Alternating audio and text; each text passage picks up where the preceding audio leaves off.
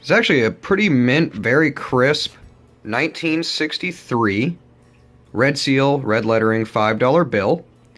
So some of you are probably like, holy super cool. I think it's super cool. I'm going to hold on to it. I have a couple other ones, and I have a couple denominations I'll talk to you about in other videos. But so when you come across these, they're very cool. They're different. You know, you're used to seeing a green seal, Department of the Treasury seal here. And a lot of the time you don't get them in this quality of condition. So that was really cool. I have a video on that type of stuff and how to find bills and coins and stuff to look through. Does not have a super awesome serial number, but it's still super crisp. These are legal tender. So they made these in 3 years is why it makes them interesting. 1928, 1953, and 1963. And then they stopped making them that way. They changed it to a green seal, and that's the end of the story. So let's talk a little bit about the bill. Now, of course, I'll get to a value on these. So when you find these in your collection or what have you, you kind of know a general value.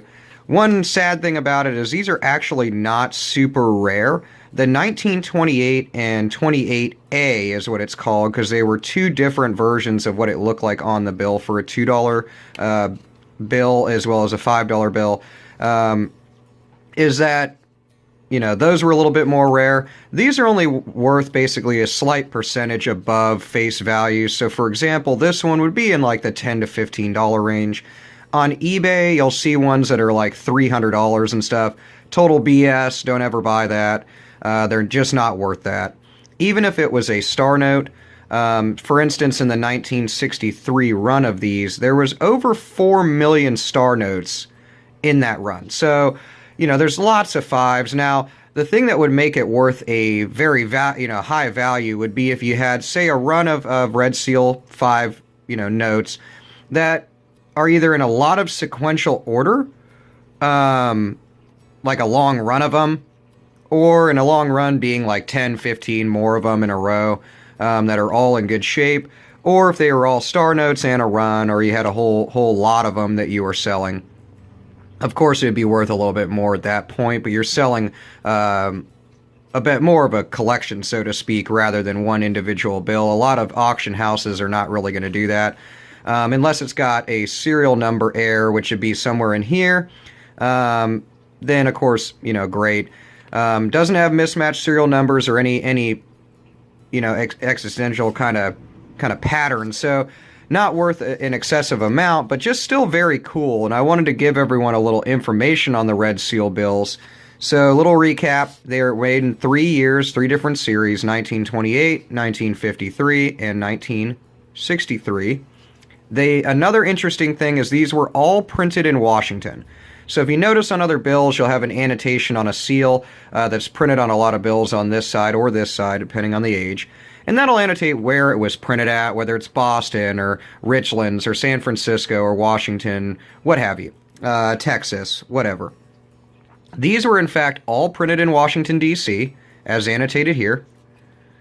And the only difference between these and the 1928 counterpart to a $5 bill, that's a red seal bill, a red lettering bill, is that on 1928's, the Department of Treasury seal is in fact on this side. So right when you pull it out of, like, say, a bank envelope or something, or you find one, then bada bing, bada boom, you know that it's a 1928 before you even see the series number, or if the series number is somehow, dissolved or not on it or whatever, it's damaged, whatever, then you know it's 1928 if the red seal is on the left-hand side. Differences in other bills, I have a few $2 bills. I'll go over that in a separate video of what makes those different. But same depiction. You have Lincoln on the front of the 5, the Lincoln Memorial on the back. Very cool art. I think it's awesome this bill was printed in 1963, and here it is, 54, 55 years later, and we are looking at the same bill. It's in really, really good condition. I like it a lot, and I am going to put it in a currency sleeve and put it in my safe. So if you guys have any questions on that, comment below. If you guys have any really cool finds, like if you found something that totally just demolishes what I found, then please post it, because I'd love to see it. Or join the forum on VarietyErrors.com. and post it there. Otherwise, thanks for tuning in for my little short video on information on a red seal $5 bill from 1963.